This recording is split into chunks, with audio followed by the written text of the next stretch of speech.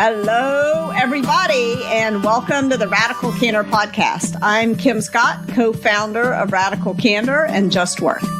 And I'm Jason Rosoff, CEO and co-founder of Radical Candor. And I'm Amy Sandler, your host for the Radical Candor Podcast. On our last episode, we talked about how to persuade others that the decision you've made is the right decision. Once everyone's on board, it's now time for action. And this brings us to step 6 of the Get Shit Done wheel, which we've been covering in previous podcasts. So feel free to get up to speed. But if you're ready to get stuff done, this is our moment. Now, another thing I want to remind you all is that we made a commitment to stop using unnecessarily violent language. And we asked for your feedback to rename this step. We previously called it execute.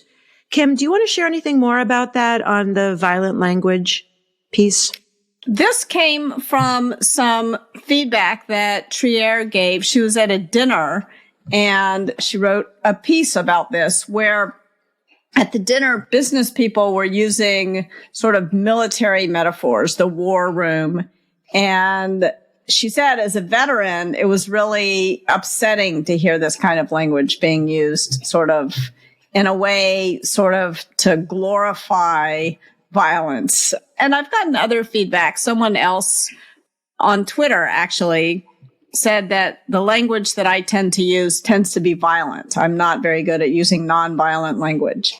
And I really thought a lot about this, and I'm trying to do better, to use more precise metaphors. So when we say execute, we're not talking about obviously beheading people. We're talking about implementing. We're talking about doing the actual work. And so we felt like implement would be a better word than execute.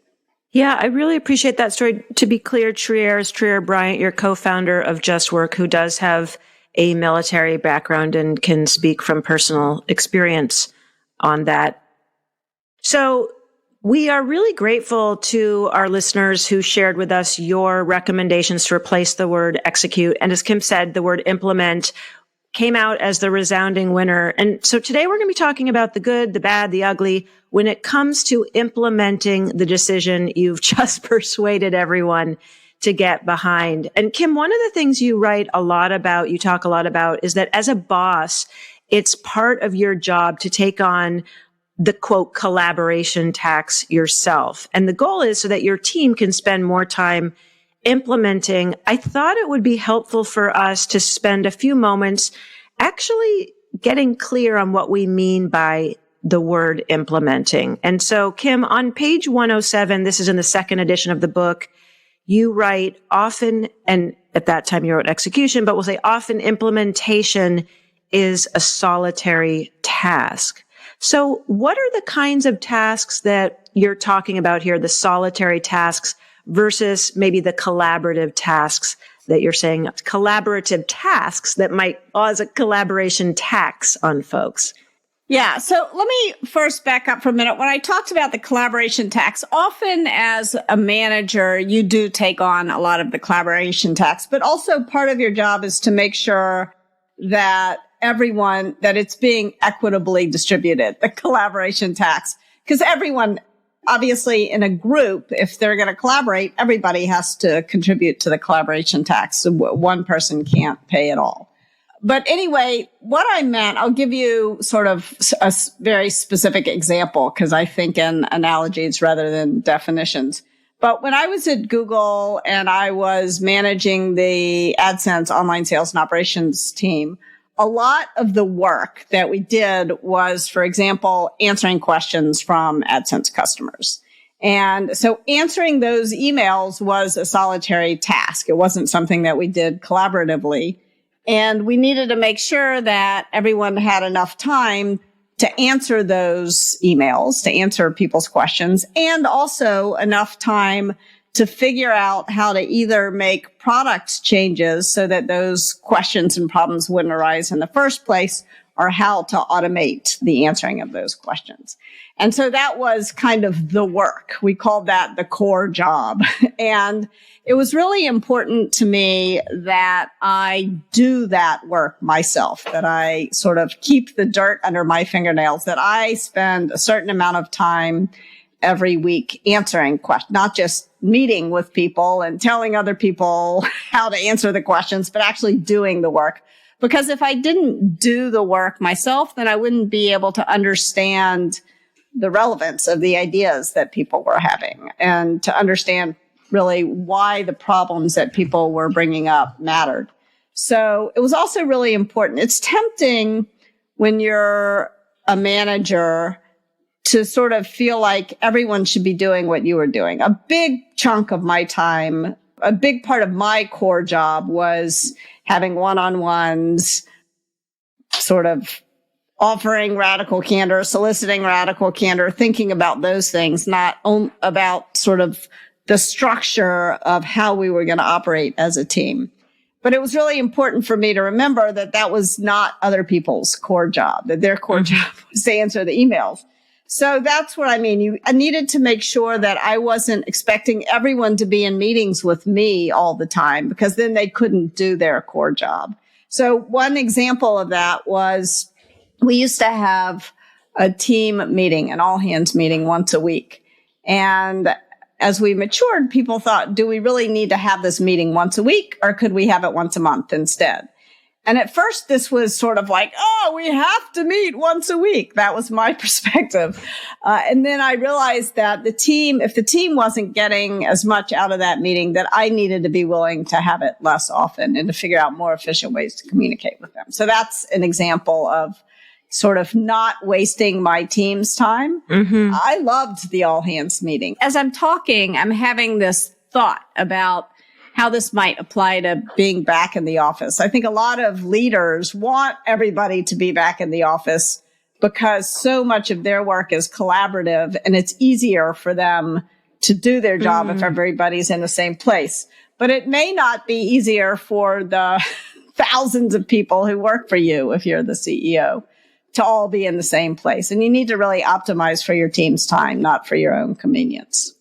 I love you bringing that into the push for everyone to be together and the difference in role perhaps between the manager and the individual contributor.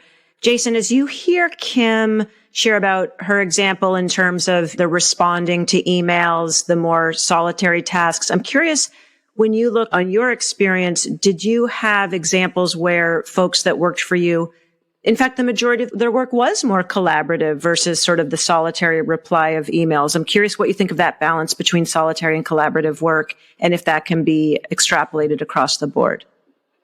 I would say that one of the most collaborative types of work is product management and design, like product design. Like those two types of work are highly collaborative, and not just with team members, but also with clients or customers and other internal stakeholders.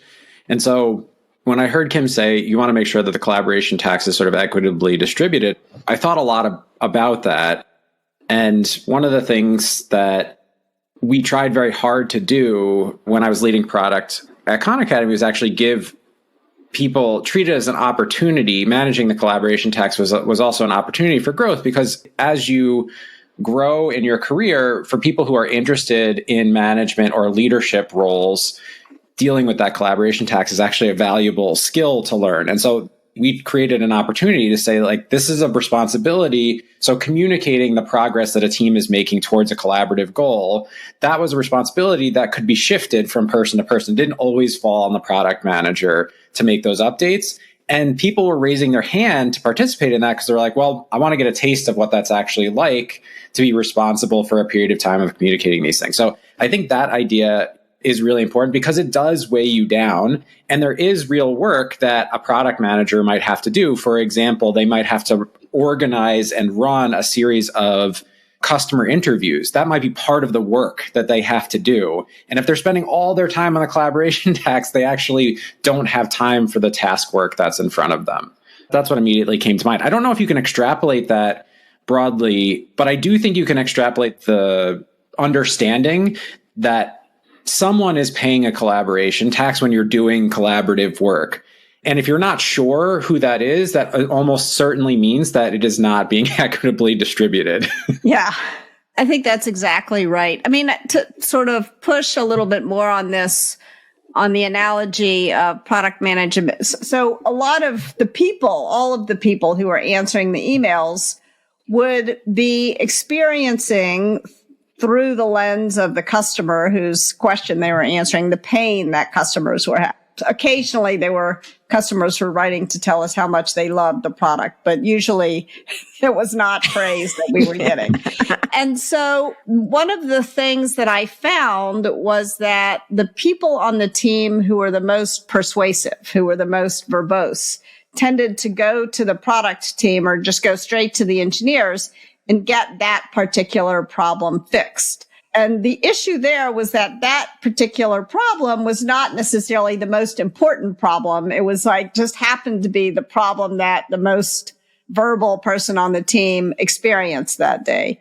And so one of the things that we tried to do and pretty soon the engineers and the product people didn't want to talk to us anymore because we were confusing them by not prioritizing the issues, but by bombarding them with, it was tyranny of the most verbose. And so we tried to make sure that we were doing a better job prioritizing amongst ourselves the issues that we were seeing rather than sort of having this kind of one-off inefficient communication.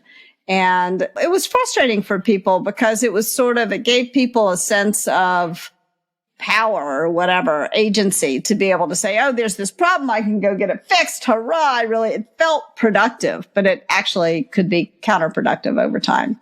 So that was also part of making sure that we were honoring the time that the product team and the engineering team spent addressing problems by doing a little bit better job prioritizing them. Kim, as you say that, it makes me think about, I think a lot of people think engineering is a largely solitary task, is a non-collaborative task. So like software development, people have this image of a person sitting in front of a computer and typing into it, and that seems quite solitary.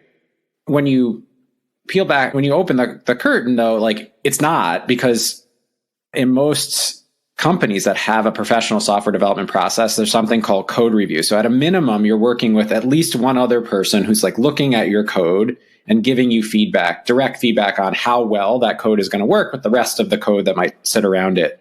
My counterpart in engineering and I developed this thing that we called the big board. And the big board was a way for people to asynchronously update other interested parties about what they were learning on their sort of more solitary tasks, the progress they were making towards some shared objective. And we had this really interesting debate because we had a weekly standing sort of status update type of meeting. And the purpose of that was not literally to say what you had done, but to raise awareness of things that other people might want to know about what you were doing. And engendered this very heated debate because there were some people who found that irreplaceably valuable. There were things that they found out in that meeting, and not just managers, but that other individual contributors found that irreplaceably valuable. And other people were I'd be fine just reading through the big board and seeing what people's updates are. And I don't need that sort of synchronous time as either a filtering mechanism or a way to elevate a particular message or something like that. And I don't think we ever came up with a super satisfying answer to this. But what I did learn was that there was another value, which was not explicitly about the collaboration itself. There was a social value of people being able to talk about their work. I do think that the collaboration tax, sometimes there are other things that may be worth valuing or prioritizing, even though they may not be perfectly efficient. And so I think that's why the guidance that you offer, these different ways to make sure that you don't trip over yourself, trip over your existing processes and make your team very inefficient. If you can do at least those things, then you create some space, I think, to consider the fact that maybe some of these things have additional value. And even though they're not perfectly efficient, they may still be worthwhile. Yeah. Obviously, the reason that we're willing to pay a collaboration tax is that there's a collaboration dividend. And you want to make sure that you're investing something in the collaboration, but more importantly, you want to focus not on the cost, but on the benefit of collaboration. Yeah. And I think that one of the enormous benefit, I'm just back from vacation, and we spent a lot of time while we were on vacation, either sitting around in a circle on the beach talking or sitting on the porch, staring out at the ocean in rocking chairs talking. And there's a lot of benefit in that. I mean, it doesn't feel like we were doing anything incredibly productive. But on the other hand, that is, to me, like at a very basic human level, that's how we build relationships, is sitting around a circle talking, or sitting on the front porch, rocking in chairs, looking out and talking. Well, it's a good segue into the importance of some of what we've already talked about as a boss, building those one-on-one relationships and taking the time to get to know people so that when you do come to more sticky situations, you understand what matters to them. So, Kim, if I hear you, just the benefit of having some seemingly non-productive time can actually pay some of the dividends of the collaboration tax as well. Yeah, but I mean, if I was told I had to go to work and sit in a rocking chair, I would be pretty unhappy. So you need to make sure that exactly. Right it's moments. Kind of like how Jason lost his taste for coffee after only getting criticism every time he went for a cup of coffee with his boss. So just to get back into the framework that you have for implementing, you write, Kim, in Radical Candor, that one of the hardest things about being a boss is balancing the responsibilities as a boss with the work that you need to do personally in your area of expertise. You outlined 4 things you've learned about how to get this balance right. 1 was don't waste your team's time.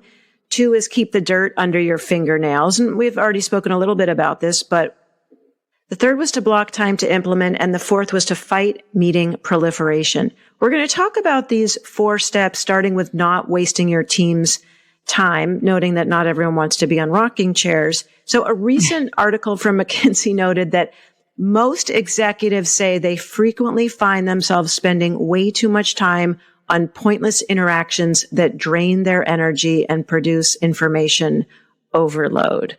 And low value interaction is defined as real-time virtual interaction technology. We're talking things like Zoom and Slack and Teams, group texting, WeChat, WhatsApp, etc. Valuable tools, but also eat into time that could be used for what's described as important, creative, and powerful activities. Again, this is from the McKinsey article. We'll put that in the show notes. There was also a study from the University of California, Irvine, finding it takes an average of 23 minutes for people to get back on task after an interruption, like a ping from Slack. So, Jason, building on our conversation about the need for collaboration, the solitary work that actually may be more collaborative than we might think, how do managers balance the real value of some of these technologically based collaboration tools with the need for solitary work?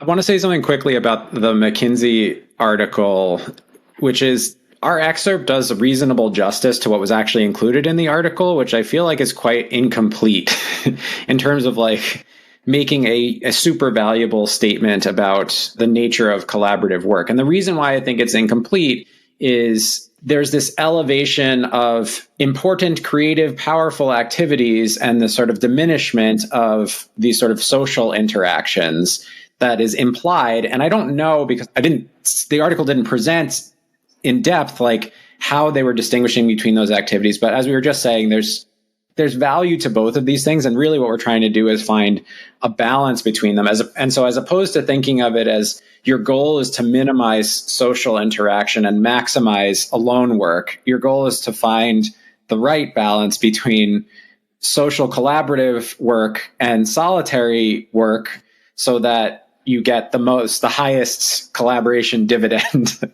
that you can. I do find that the study from the University of California is something that I have heard and observed, especially in work that is highly complex and sort of non-linear, meaning that let's use the email example. Let's say 80% of emails can be answered with a stock response because you've heard them so many times. Interrupting that work, it does not take 23 minutes to get back on task, right? Right. The next one is just like a pattern matching exercise to figure out what the best response is. But that other 20% of emails that are like some complicated scenario that require you to do some research or dig into the person's account and then like compare that, talk to someone in engineering, you know what I'm saying? That type of work, that's what takes 23 minutes to get back on task when it gets interrupted, because you have to unload all of the context of that complex activity to deal with the interruption and then reload the context to make sure that you can actually get back on track. Now, obviously, the longer the interruption, the more severe the interruption, the harder it is to sort of regather that context. But I think it's important to recognize what we're talking about. And we're going to talk about blocking time for implementation. But I think one of the toughest things to do is actually for teams to communicate how they are using their time and to create some boundaries for when certain interruptions are allowable versus not.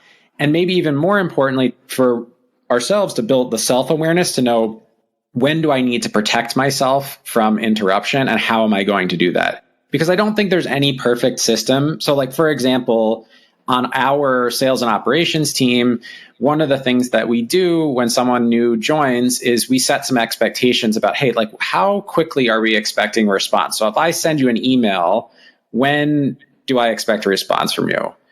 Well, how about if I Slack you, or how about if I text or call you? Like, how quickly am I looking for a response in each of those situations? And I think that helps people know better how to manage those interruptions. I'm really curious, when you were talking about the emails from Kim's example of, say, 80%, we can recognize the pattern, and then there's that 20% that might have some more complexity. The big board story that you were sharing as the tool, like, was that part of the intention around the big board, was to sort of share those learnings so that, okay, if I get this type of email, I can go to this board and see this type of response versus the more complex? I'm just curious, like, how you actually address some of that pattern matching.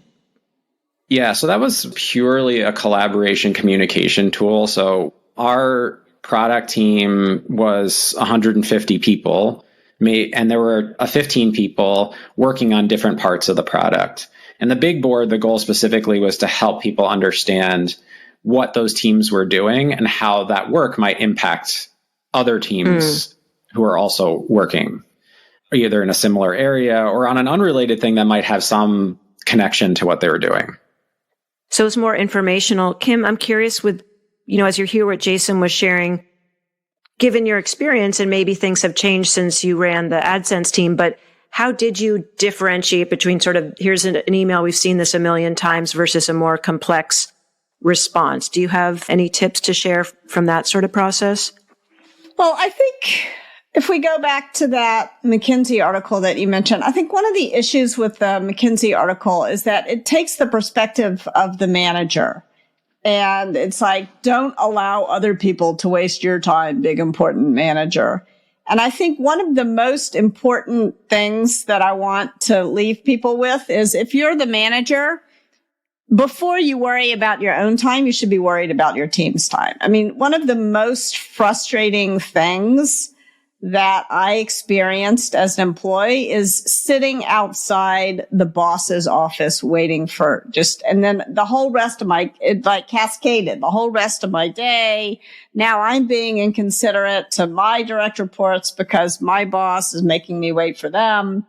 I mean, the amount of time I spent at different companies waiting for meetings that were on schedule that were running over schedule was huge. I can remember waiting for these EMG meetings at Google, the executive management group meetings. And so you're waiting there would be upwards of 30 or 40 senior people at Google waiting often for 2 hours because they weren't doing a good job staying on schedule. So I think one of the most important things you can do as a leader is to stay on schedule. Don't waste your team. Don't make people sit around waiting for you. I mean, one of the things that I really appreciate about a boss is that they never waste a minute of my time. I'm never sitting around waiting for them.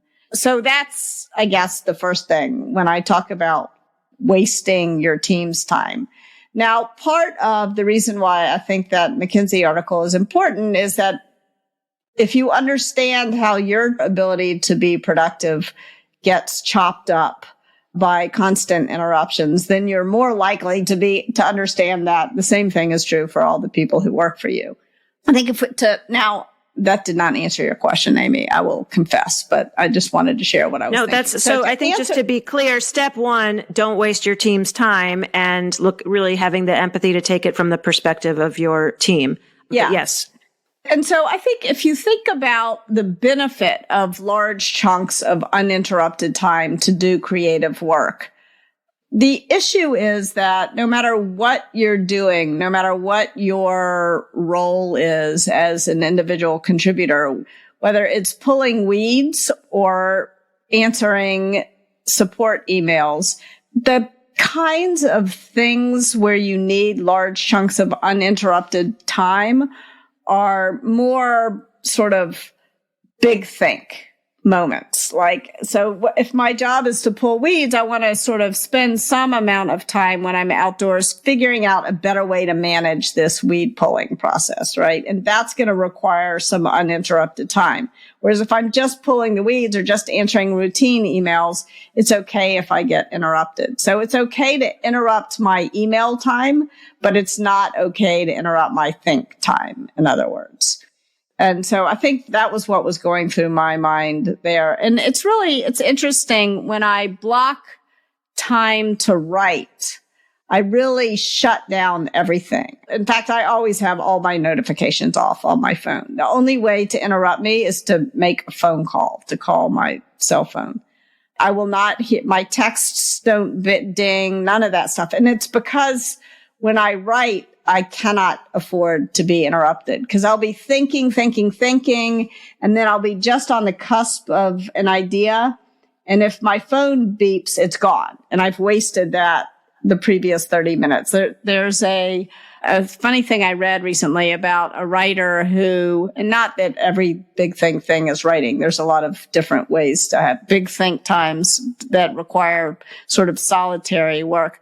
But she was just on the verge of writing she had been struggling with a sentence and she had spent 45 minutes getting it right. And then the doorbell rang and she stood up to answer the door and she went back and it was all gone. So what would have taken her an additional 2 minutes now was going to take her 45 minutes to get back into it. And I think that is important to understand.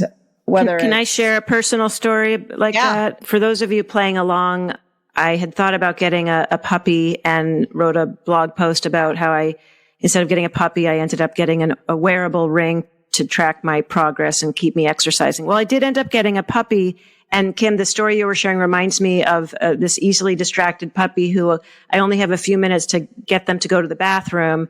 And they're just about to go to the bathroom. And then all of a sudden, someone drives by or someone very interesting with a shopping bag walks by and they get distracted and the moment is gone. Yes. And so to me, as you were telling that story, I was thinking about that, like, we're all here, we're all ready. And then it's like one distraction and then they got to start sniffing the ground all over again to find that exactly. perfect spot. So I hope, at least for me, that really kind of brings it to mind of the value of think time. So just to get back to your implementation model, we talked about not wasting your team's time, the importance of blocking time to actually implement. Jason, do you have any other tips from your perspective on blocking time?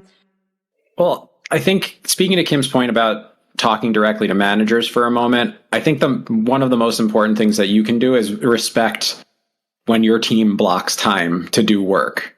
It is where I was going with the conversation about like expectations and turnaround time for various like interruption mediums like email or phone calls or text messages is part of what that's doing is it's creating permission to ignore certain types of interruptions. And I think it's really important to establish norms around that, especially when the work that a team is doing is largely interrupt driven, like a sales team or a customer service team as examples of that, right? Like it is sort of like an interrupt driven type of work where literally every communication from a client could be an interruption. And the question is, how do you stop that from overwhelming you and making you completely unable to do that? And then you add on top of that, a manager, as well-intentioned as it might be, who's like, oh, I just had this great idea for how we could make this thing so much better. And do you have a few minutes to talk about it?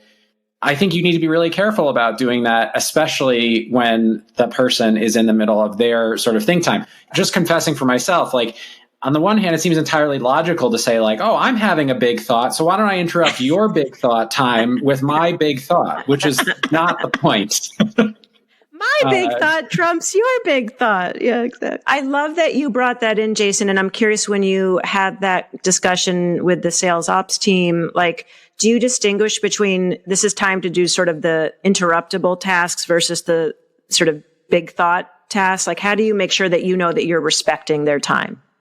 Right. As a team, we haven't quite gotten to that level yet. It's something that we've just built enough capacity on the team to start doing it. But we are having like very open conversations about how we actually manage that. And one of the things that you will often have to do, especially if someone has sort of interrupt driven or sort of a stream of work, is you're going to need to backfill them. You're actually going to need to help figure out who's going to take on that work for the period of time that they are sort of off the phones, if you will. That is probably the best thing that you can do if you have a team who's like very busy, is to basically say, okay, we're going to specifically set aside some time. And not only are we going to set aside some time, we're going to find a way to backfill what's going on. Because one of the reasons why individual contributors avoid the big think time is they're like, oh, I'm going to go back to my inbox and there's going to be, you know what I'm saying? There's just going to be 8 more hours of work waiting for me to do it. And that, I think, really discourages you from getting one of the biggest collaboration dividends, which is the fact that, Kim, I think this is what you were pointing to earlier. Like, managers have this perception that somehow their time is the most valuable.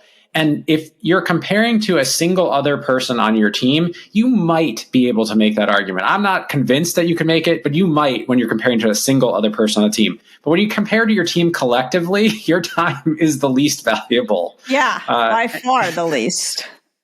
And so focusing on that and making sure you're mindful of that, I really think does help you start to think of maybe these examples I'm giving don't match your team. But if you take that step back and say, if I respect the fact that collectively my team's time is far more valuable than mine, what are the things that I could be doing to support them actually taking the time to think about how to improve whatever it is they're doing?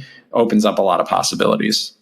So a specific example of that is if I'm going to have a one-on-one with someone who works for me, it should be so valuable that 1 hour they spend with me saves them 3 or 4 or 5 hours, right? There needs to be a return on the investment of time in the one-on-one.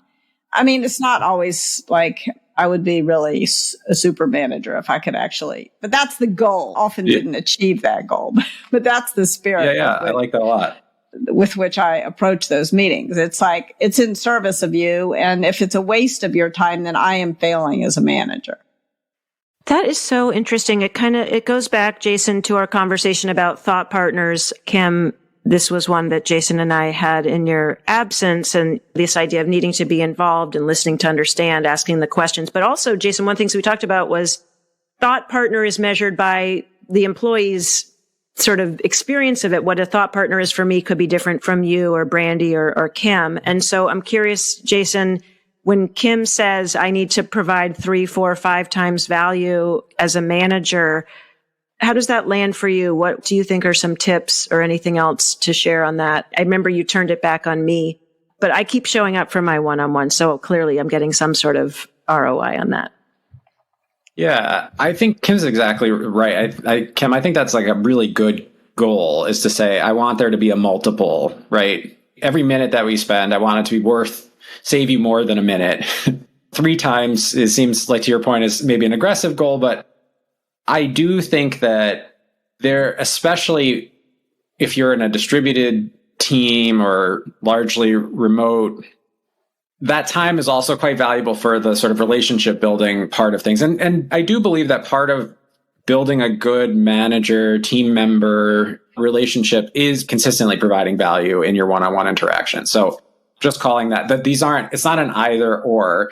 I think there's a tendency to try to like over optimize things when you hear a goal like, I want to return 3x the value. We don't want you to over optimize and turn that into like, yeah, put a little squiggle before that 3 or 4x. Yeah, right? Yeah, approximate. Our collaboration should save you more time than it costs you. Yeah, I like that. Yeah. So just to get back to the implement piece of the get shit done wheel, we've talked about the importance of not wasting time. We jumped ahead a little bit. We talked about the importance of blocking time. We're now talking about this idea of keeping the dirt under your fingernails. This was step 2 in how to implement your decision, and just talking a little bit about this idea of being a thought partner so that you can actually really know what is important to your team member, that the meetings are valuable. But Kim, what else do you mean about keeping the dirt under your fingernails? Why did you talk about dirt? Are you going back to a lot of gardening metaphors? You're talking about one the of weeds. the things that I love to do is to weed.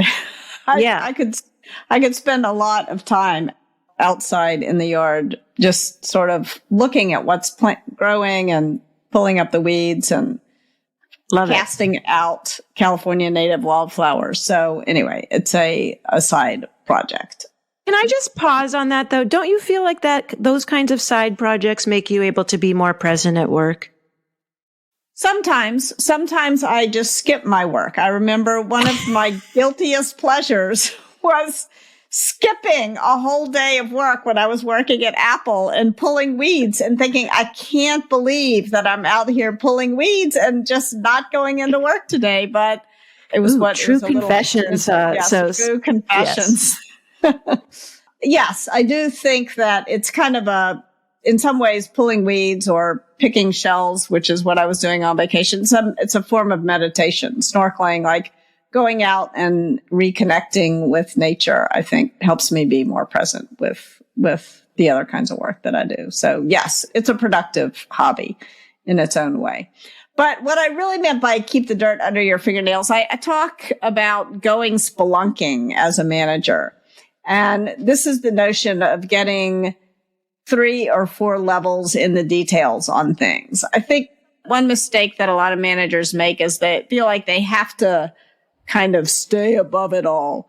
And that is a big mistake. You want to make sure that you get into the details because it's a way of honoring the details. And it's also a way of making sure you really understand what work your team is doing. So that's what I mean by keep the dirt under your fingernail. And to me, it sounds like, and we've talked about the spelunking on some other episodes, but in a way, it really does help you understand, is this a solitary task? Is this a collaborative task? To your point about the emails from the AdSense team, to really know the patterns that they were seeing. Jason, it sounds like you also are a fan of going into the details. Anything more to add before we move on to the 4th piece on the dirt, the fingernails, the spelunking, the gardening, the weeds? Just to tie the pieces together, to be an effective thought partner, you need to have a good idea of what the details of the work are, right? Like it's very hard to help someone sort through their own thinking if you don't really know what's going on. The other thing is, if I'm slightly more generous to managers than them hovering, I'm imagining them hovering on a sort of futuristic spacecraft. They're hovering above it. Like the other instinct that I think leads people to do that is like, oh, I'm empowering my team by staying out of the details. I'm like giving my team, space by staying out of the details. But as soon as something goes wrong, you are now forcing your team members to pay a tax because they have to catch you up on all of the things that are happening in order for you to be helpful. So for both instincts, create the same effect. So even if you think it's coming from a positive place of support, there's a real danger that you're going to make yourself less effective and therefore put yourself in the position of not being able to get the most, paying more collaboration tax for less benefit. Do you have a tip, just speaking as your direct report? I send you notes on Slack, emails. We have our video one-on-ones. How can I, as an example for you, or just writ large, how can a direct report more accurately and more succinctly get their manager up to speed on the details?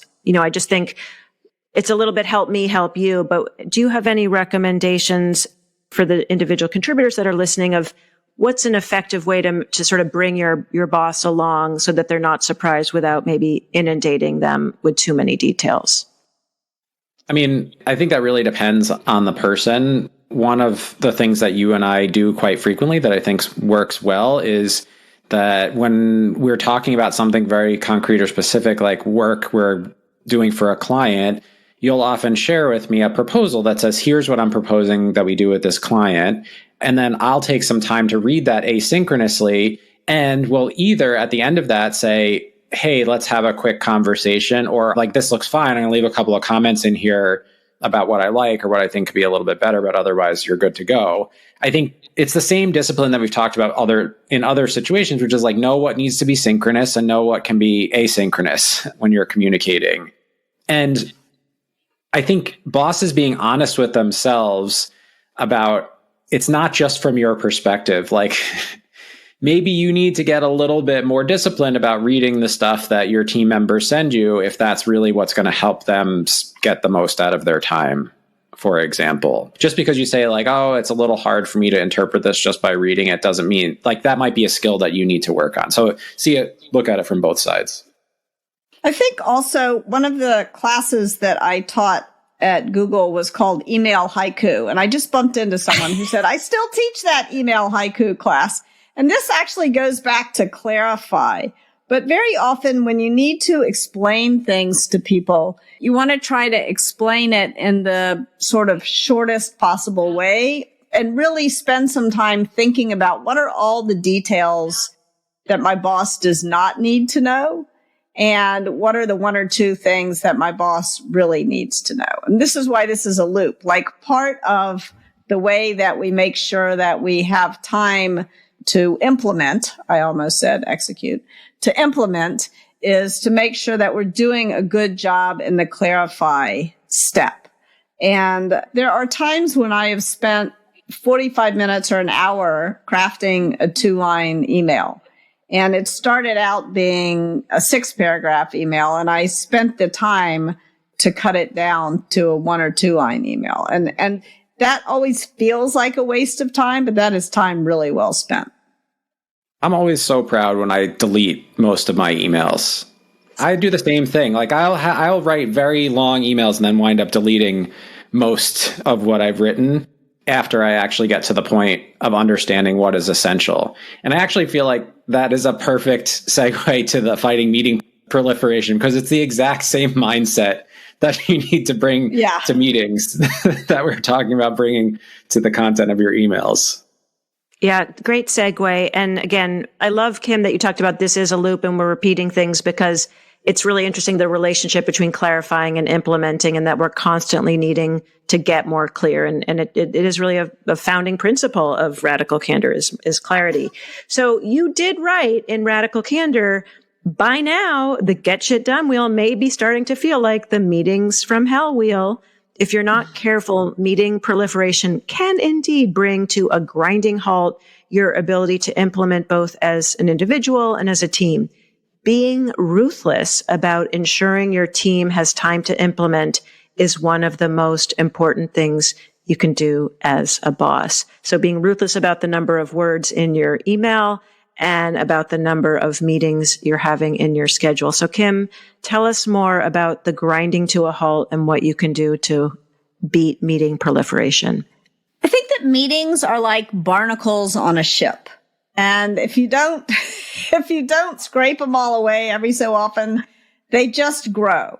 And people sort of feel bad about saying, no, I'm not coming to this meeting. So that is why I think you almost want to sunset all meetings. Declare meeting bankruptcy. Yeah.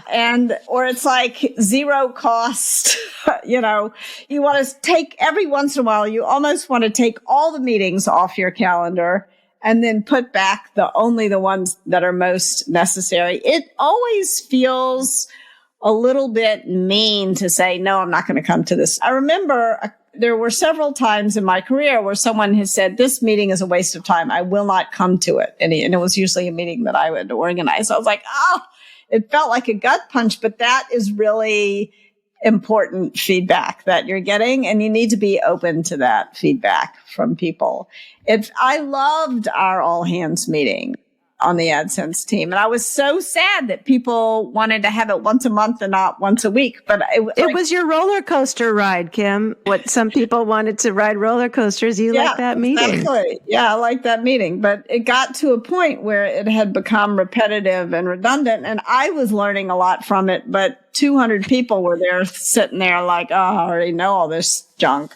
And so it's really important that you're willing to, in fact, Jared Smith, who co-founded Qualtrics and who worked at both Juice and Google with me, he would come in and he would every morning and look at his calendar and discipline himself. There's one meeting on my calendar every day, at least one that I can cancel.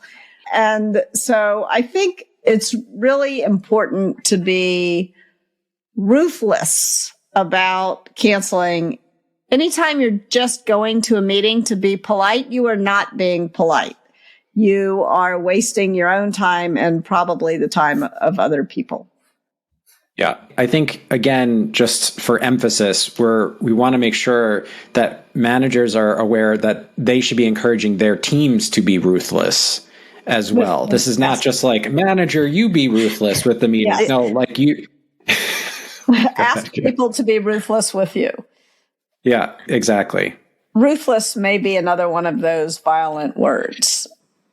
Potentially. I think just be clear. Like the thing you really want is for people to be clear. And one of the things that does, if you're expecting that, if that's a norm, is it forces you to describe the meetings that you're having, the purpose of them, and who needs to attend. And so that clarification, based on people's clear feedback about how well that meeting is serving their needs or not, is incredibly valuable. And then if you combine that with, Kim, as you said, with blocking time for your own productive work, now you've got a recipe that helps to prevent long-term meeting proliferation to the point where people are scheduled to do a bunch of stuff every day that doesn't actually help anything happen. And that feels like being caught in traffic. For a lot of people who don't know exactly what's happening or maybe haven't built that sort of muscle of haven't learned to feel frustrated by it, it's even worse because it feels like you're being very productive because you're doing so many things. Then it's shocking in 3 or 6 months when you're like doing your look back to say like, well, how did the last 6 months go? And you're like, did I actually get anything done? I think the other thing is anytime you're sitting in a meeting feeling stressed out because like your to-do list is growing, all your to-do list is, you're going to have to do it after, quote unquote, after work. That means you have too many meetings. You need to do your work during the work day. And very often I find what happens is I would be scheduled back to back to back to back in meetings. And I would get more and more and more stressed all day long because in every meeting, it was clear that I had to do some work and all of that work was going to get done after dinner. And that was a problem. Great. I love that metric. But the other thing to fight meeting proliferation is to make sure that if you attend a meeting, you will be assigned at least one action item. That tends to cut down. Sometimes part of the problem with meetings is that people want to show up at the meeting because they get FaceTime, because there's a promotion obsession. And then you have this peanut gallery of time wasters in a meeting. And you want to make sure that doesn't happen. I feel like we need another conversation to have Kim vent some of her frustration. I feel like some of these meetings she still haven't done. If I wake up in my calendar, like I don't like to have an agenda in my human relations. And I also like to have my calendar be kind of agendaless. It's really important to me. Well, on that note, it's time for our Radical Candor checklist. Tips you can use to start putting Radical Candor into practice right away.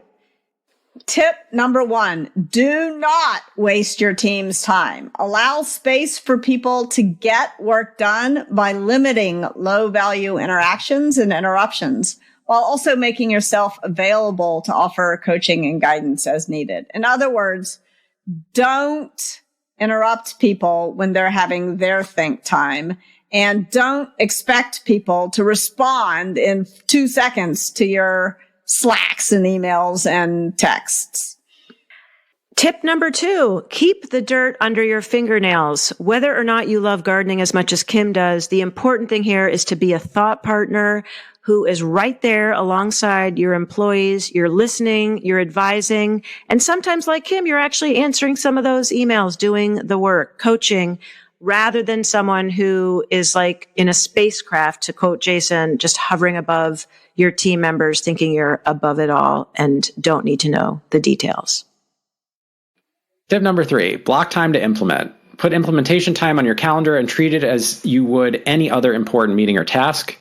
Don't allow people to appropriate your implementation time for something they think is more important, and do the exact same thing for your team members. Tip number 4, fight meeting proliferation, or stand up to meeting proliferation. Everybody hates the meeting that could have been an email.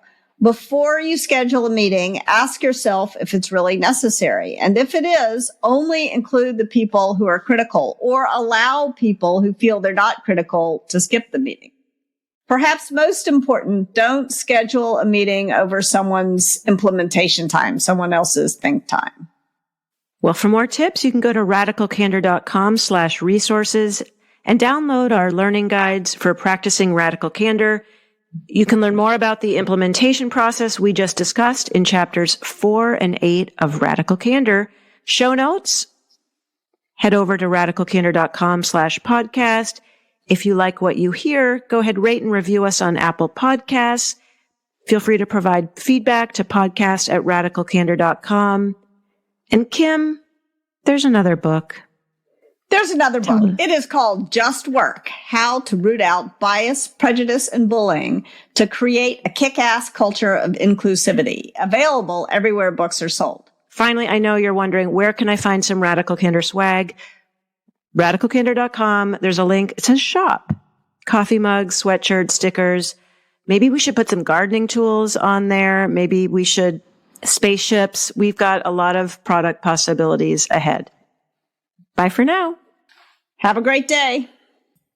Thanks for joining us. Our podcast features Radical Candor co-founders Kim Scott and Jason Rosoff, is produced by our Director of Content, Brandy Neal, and hosted by me, Amy Sandler. Music is by Cliff Goldmacher. Go ahead and follow us on Twitter @Candor and find us online at radicalcandor.com.